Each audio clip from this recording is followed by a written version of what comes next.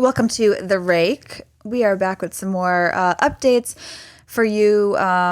New poker madness happening in Vegas. First of all, though, actually, before we forget, big news. Chauncey has found a poker girlfriend.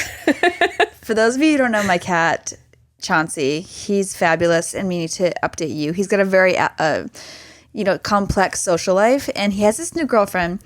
She's a white cat. Her name is Yuki, and she's very beautiful. She's almost like a Siamese, like a white Siamese, and she now waits for him in the morning when I go outside. She's like sitting on the wall right by my door, like waiting for him, and they're always like playing and like hanging out. So very happy for Chauncey. He is fixed, so Aw, I know that's a shame. Cock blocked a little bit. Poor guy. But the other day she was sitting out my sidewalk, and I just opened my door, and she walked in, and he hid under the couch. Oh, So yeah, he likes to chase. He doesn't like those really forward girls. So she's a badass girl who just is going after her man. She's always waiting for him, like, you coming out? And he's like, no, I'm sorry. So, he's a mommy's boy. Maybe she's the one that fucked up his paw. That's what I was afraid of. Well, the first day I saw them together was the first day he went out after his like whole thing, and I saw them like running around, and I didn't know, and I literally I swerved off the fucking road, and I was like, guys, I started yelling like to try to break it up, and then I realized that they were playing, and she's like a kind of a tiny, still she could have bit him, but I don't know, maybe because they're animals. One minute they're in love, the next minute they're fighting. Yeah. Like people. Yeah. Yeah, I guess the same. All right, so there has been a lot of new things happening recently in the Vegas poker scene. One not so great thing, Venetian Poker Room has upped their rake again. Venetian, what are you doing? I don't know. They're trying to be the next stars or something. Yes, they are. Oh my God, They seem to be doing better than ever. That room, I walked in there a few times recently, and it's packed. And are you saying more rake is better? More rake is better. Oh wow! It turns out. So they're doing 6 and 3. So 6 for the drop, 3 for the bonuses, and they're doing even more of these bonus high hand, bad beat jackpot type things than ever. As far as I know, I haven't been in there since, but I have been to other casinos around it, and they say that they are slower since this is happening. So it seems to be a hit. People love the $9 rake. They love it. What is going on? There's so many casinos around here. I would understand it if you're like in the middle of nowhere and you kind of are at the mercy of whatever the poker room decides. Yeah. You're like, well, I make a living doing this, and if you guys want to charge more rake, that sucks, but I'm not driving 4 hours somewhere else. But when you're at Venetian, you can walk 5 minutes in any direction. Yeah. And find another poker room. Why are people putting up with this? I think, and this is just my guess, I think the recreational or the tourist players like the bad beat jack. They like the bonuses. Okay. And the regs are going to go where the recreationals are. That's definitely true. So, and again, it's 6 and 3. So we are seeing a third of that drop going back into the player pool. I think it's pretty common amongst regs to not like bad beat jackpots. Yeah. So I guess some like it. I don't particularly care for it. But I think it is popular amongst recreational players. But it does affect the game, obviously, kind of in a negative way, I think, where people just try to like see flops, see rivers. They try to... Yeah, just keep pots small and just try to like... They're just there to like bide time and just try to hit. And again, it's usually the lower stakes 1-2 games that do it, because you go to like 7 ways to a flop. So, and you just see all 5.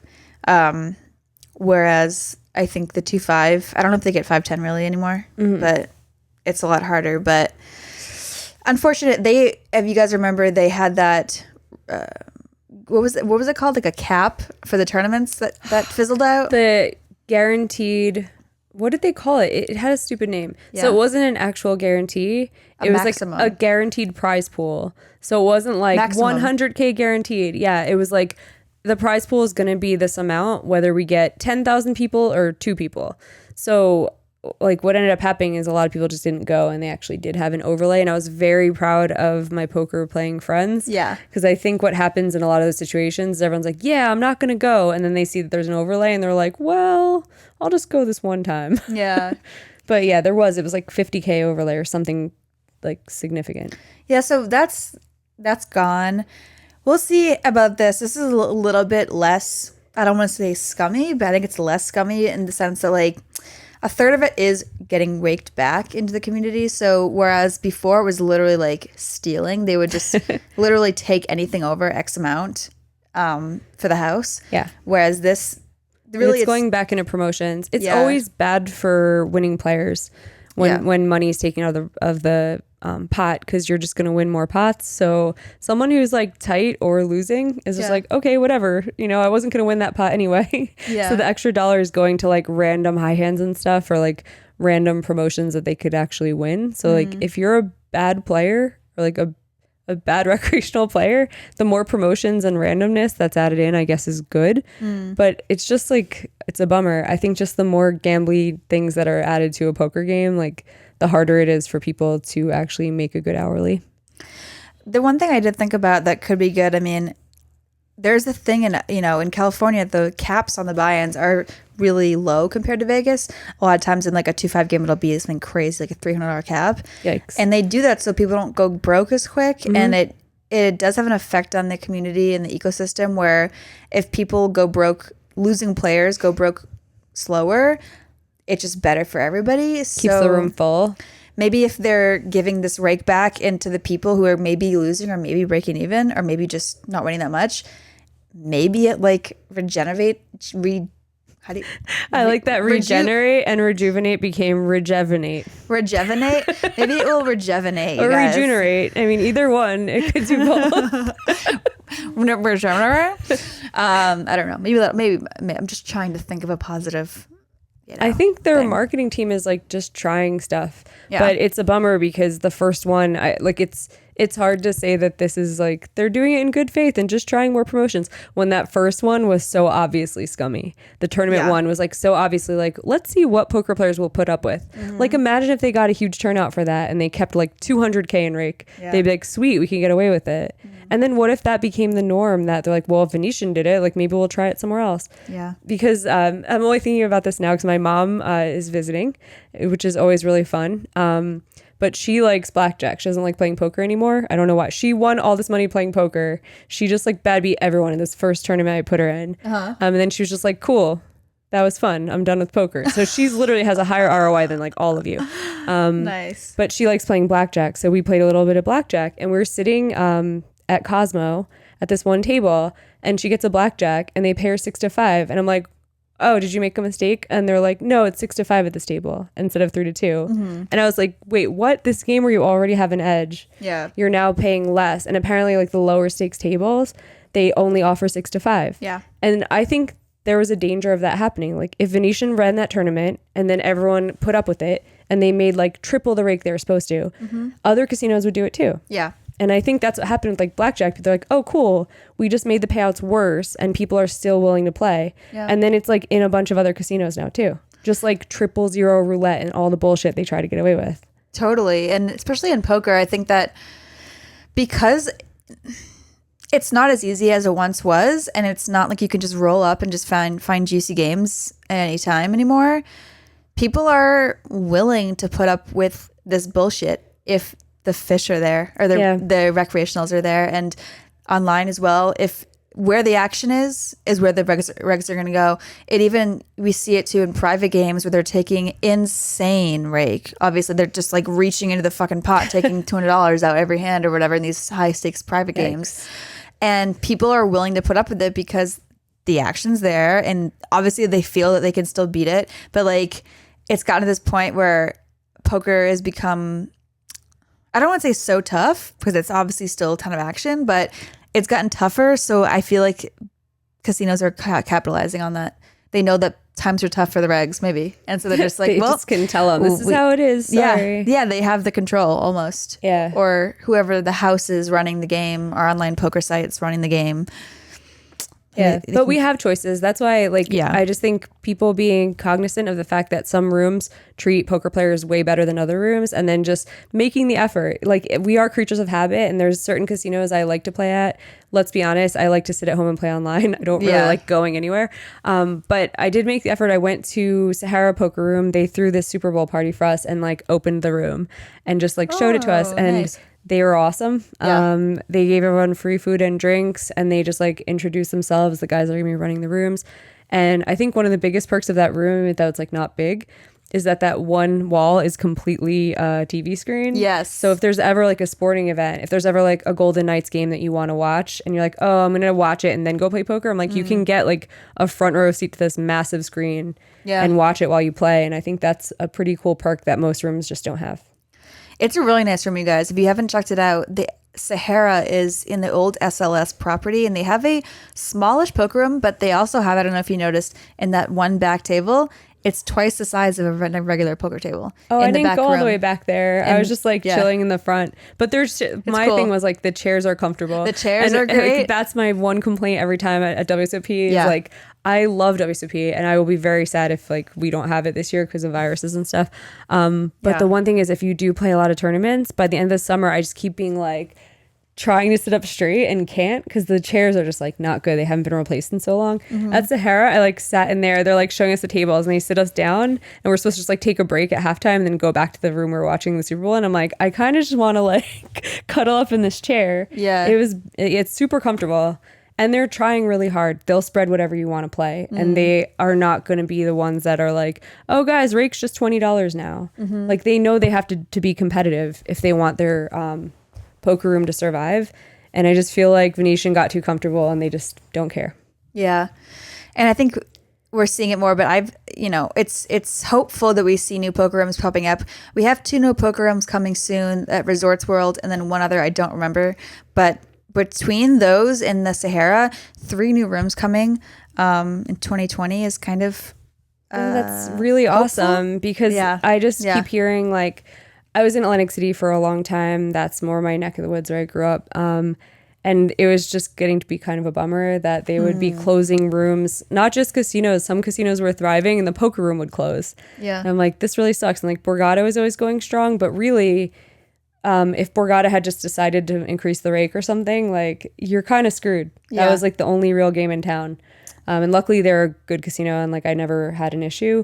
But it's just weird that Venetian's taking these making these moves when they do actually have to compete, and there's even new poker rooms opening and people have choices. Totally, especially with tournaments too. I mean, there's so many events going on in the WSOP everywhere. There's circuit events, and Wynn has a huge series, Planet Hollywood, Golden Nugget even. It's just insane with the competition. You think that they'd be wanting to give. Speaking of better perks though, Sahara is doing a special introductory rake of, I believe, it's a time. They're doing time game for the 2-5, which is $5 an hour. Okay. Time. So it's a kind of little. An hour or a half? Oh, and a half. A half. I was gonna say, whoa, maybe I will play, but no, that's good. That's that was the standard in New Jersey. Yeah. And it's good. Yeah. As long as people buy in for a decent amount, it's yeah. Yeah. I like timed games better than Rake. Mm-hmm. I don't know about you. It's easier to keep track of. You're I know how much it's costing me in Rake to play today instead of I don't know. I'd be afraid to play a Venetian where I'm how much is coming out of this pot? Yeah. And also you had talked about playing in LA where there's rules for them taking a drop if there's not even a flop and all this stuff. And it's you do actually have to alter how you play your game. Yeah. If there's some crazy Rake rules. Yeah. The Rakes in LA is much higher than Vegas. I think LA has much juicier action deep games, so kind of offsets it. But yeah, I mean, I don't open 3x and I don't really limp. It's kind of weird. It's kind of hard to. I've been playing a lot of different stakes lately. I played last week the 5-5-50 ante game on Live with the Bike, which is really weird. I did a lot of limping and I only limped in early, and it's so weird. Having to maneuver after limping your whole range because you're just so not used to doing it. But and then go from that to playing a 5-5 game and then just whatever 5-10 and whatever else. But it kind of keeps you sharp, maybe to jump back and forth, going on a little bit of a tangent, maybe. But Yeah. Also, something fun. Run It Up is doing a Poker Out Loud thing they've been doing for a long time, and I think pretty soon I will be on or not. It's not confirmed, but they're doing a poker vloggers special. Ooh. I think so. It's not confirmed, but I know you guys love vloggers. If you're a fan of course, all the big ones, Nimi, Brad, Johnny Vibes, the Trooper. We hopefully a bunch of us will be on there, and I don't know. What do you think about the whole setup of talking your thoughts out loud? And I think it's good. I watched the recent one and I thought it was pretty good. They had some good players and they were talking more generally than they had the first time. That was my only gripe the first time I was watching it. And I was like, you guys are talking as people who have history with each other. So it's not as applicable to newer players like trying to learn because they're kind of learning like ego battles. And you're like, no, like don't base your game off that. But then the last one that I saw, one of their recent ones, was definitely helpful. And it's just cool to like hear the wide range of like poker skill that people have, like because there are people who are like they're coaches and they like I can articulate every single thing they're doing and why, and then there'll be a student and they're just like they're on level 1 and they're just talking about like the things that are interesting to them in the hand, and it's like surface level, and it's just really cool. I think it would be very useful for those people to do it and then like study for a year and then do it again and just see the difference of like how much stuff they're actually thinking about.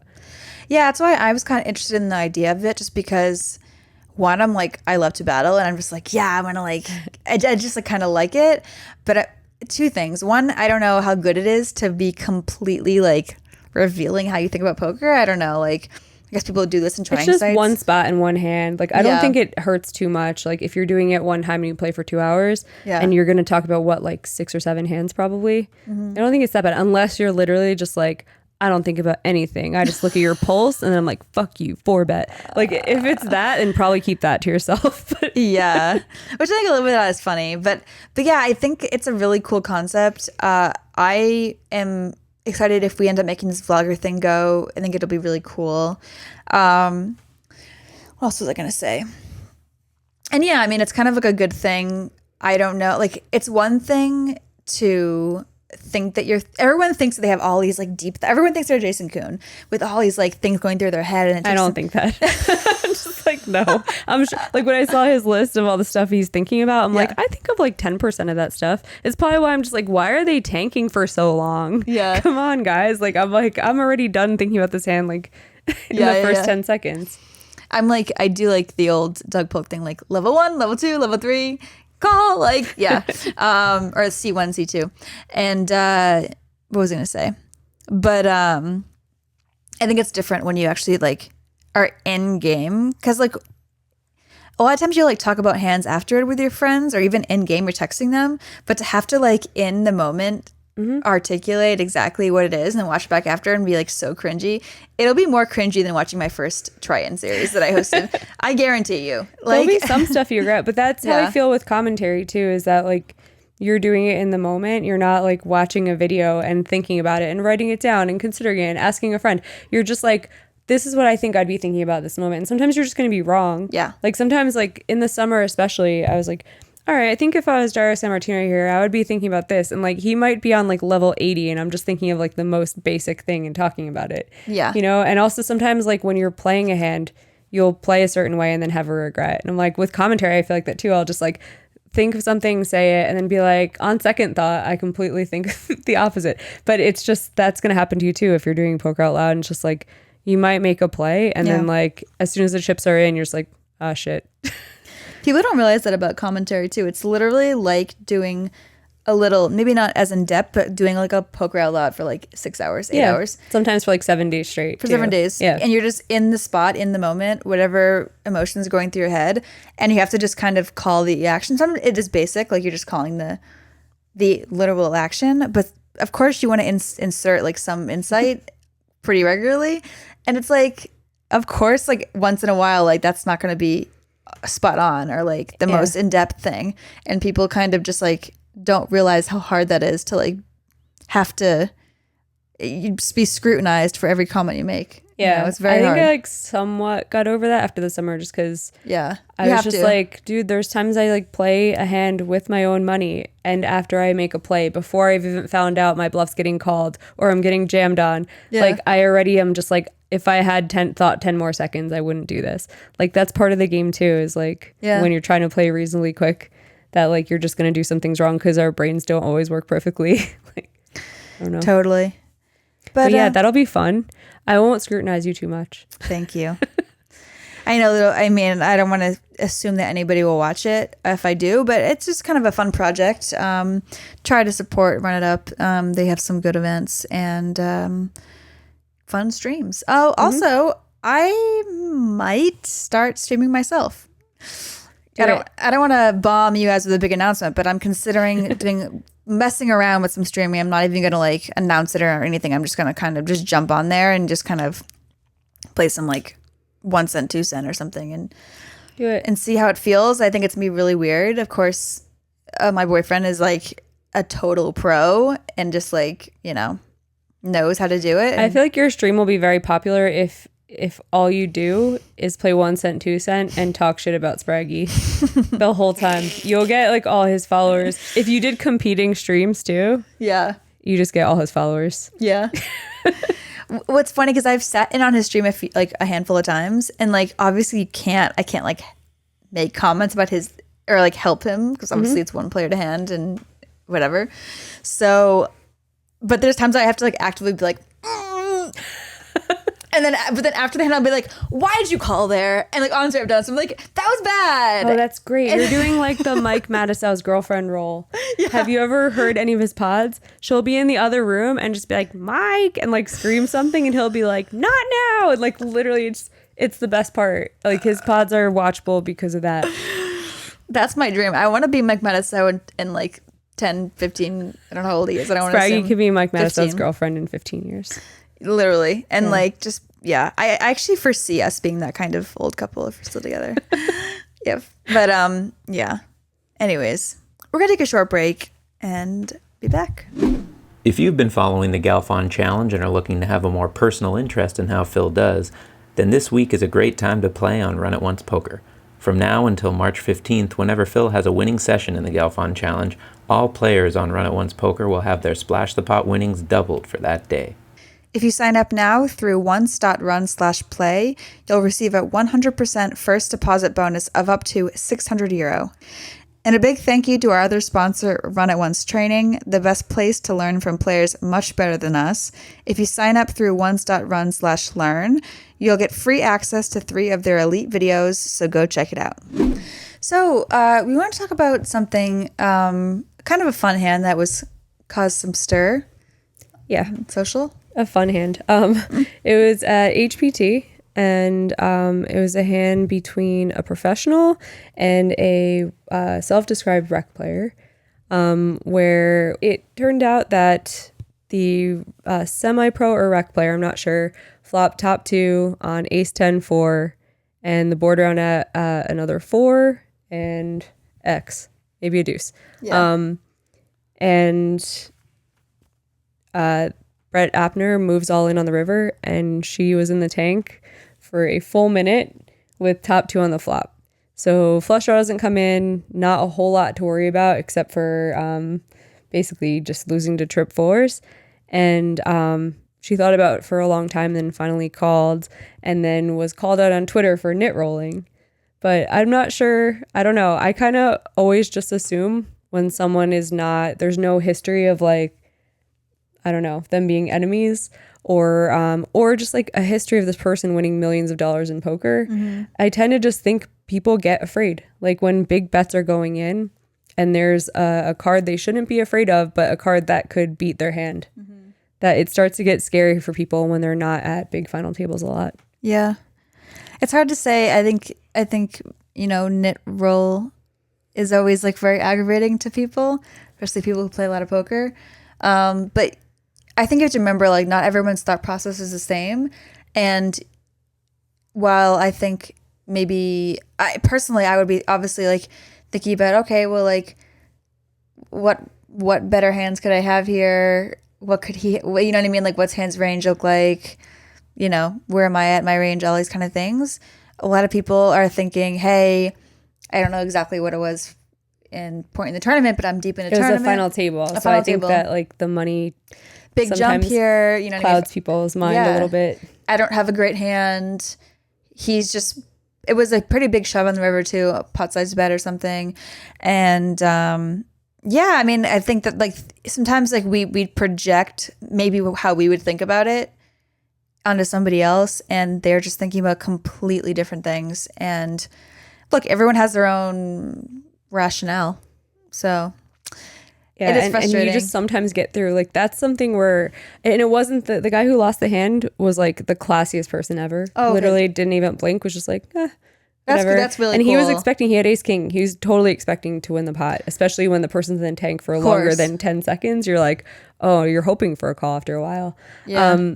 But I don't know. I usually just try not to ascribe like the worst personality trait on the person who's making the decision, which is like that they're an asshole. Yeah. But I know the commentator was tweeting about it, just who's usually a nice guy, but so I don't want to like call him out, but he was like so sure that it was like a malicious thing. Yeah. And I'm like, how are you so sure? Unless you like know that person is like mean spirited or that they have like some beef with other person. I don't know. Again, I think you can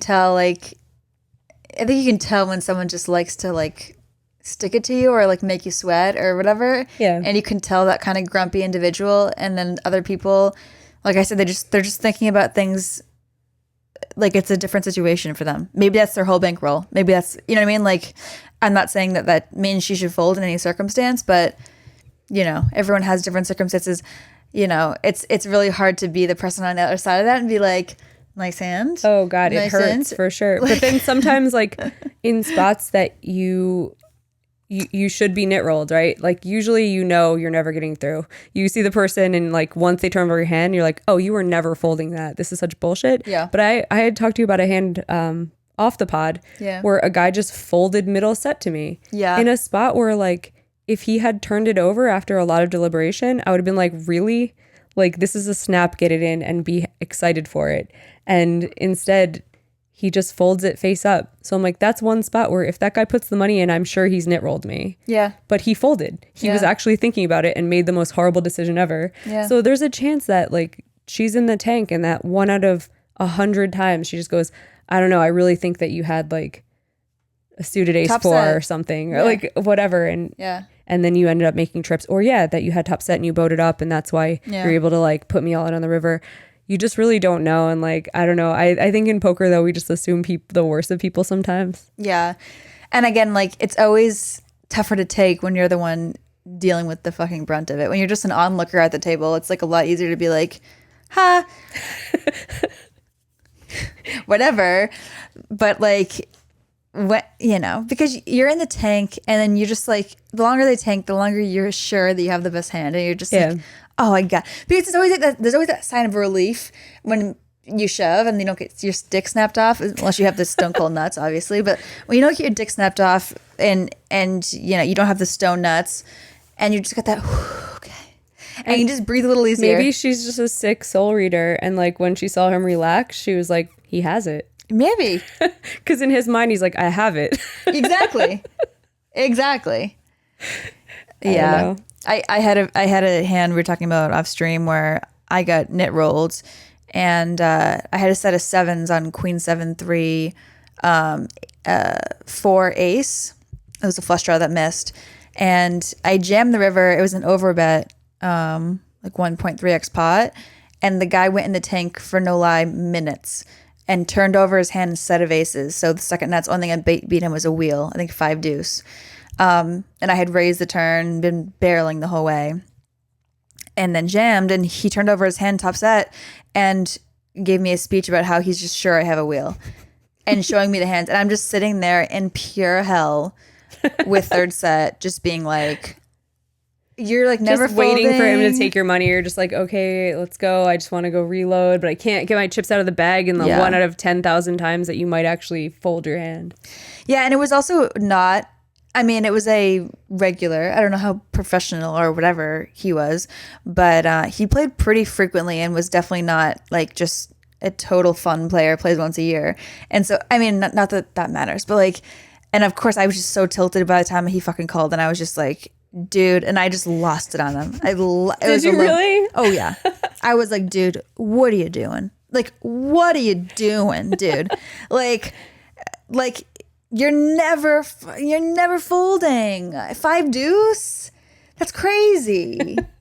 It's like the equivalent of that hand I played in Reno where I had the wheel and then he rivered with Jack 10. I remember that. That was terrible. If I had like gone in the tank with the wheel there and been like, I know you have it. I know you have Broadway. I just know it. I would have been like, holy crap, that's a soul read, but you have to call. Yeah, like literally never folding. Yeah. Like, what are you doing? Luckily, you don't do that. Your chips, he put his chips in, your chips like beat his chips in. Yeah. And I was like, ugh, that was a gross hand. No one at home knows what we're talking about. But I was in a very similar spot where it wasn't even a puke call. I was like fist pump. Like he should have been with the aces, like fist pump. Yes, like shovel it in, whatever. And the person did have the miracle. She had a wheel. He made Broadway. In a very sick spot where he floated flop with nothing. But that hand. I think one pod we should just for 1 hour straight just tell bad beat stories and stuff. Yes. And we're gonna have one venting pod. Yeah. I'll let you guys know which one so you could skip it. And we aren't even going to talk coherently. We're just going to be like, that one, yeah, I know. And you had 400. Yeah. And then he checked raised it. Yeah. Oh, man, that was sick, man. You know, 2 adders and the 4, 5, 6 combos. And so what do you guys think? So pretty much like what we just did, seriously. Yeah. Perfect. I interviewed a guy once who did that. And he was so smart. But I was trying to like take it back and be like, okay, well, like, what was the pot and like whatever. He's like, and he only has 3 combos of this, and I mean it's like so ridiculous because like, I mean I beat value, but like it's like 3 combos and it's like never bluffing and like just not coherent because he's so smart. And I was trying to be like, oh, you know, but people like that, not us, but sometimes when you're telling hands to like more than just somebody who knows you really well, because you're so used to just telling friends to like your boyfriend or people who just know everything, so you'd be like, you use shorthand. Oh, I just give the cliff notes and give you the important part, which is just like, so I punted. That's usually well, I always, when I punted, because I give a lot of details. I'm like, but he was really splashy and he played this hand where he like thin value bet really, and he looked so like spewy and like he was just like an Asian kid and like whatever, like just give every fucking like description I possibly can to like justify me cold 4-betting King Jack, whatever the fuck. But on that note, we hope you guys have a very lovely week, and I'm glad to check in on you. And we put Crouton to sleep with our hand histories. Yeah, he's not amused. Thanks for watching, and we love you guys. Peace, love.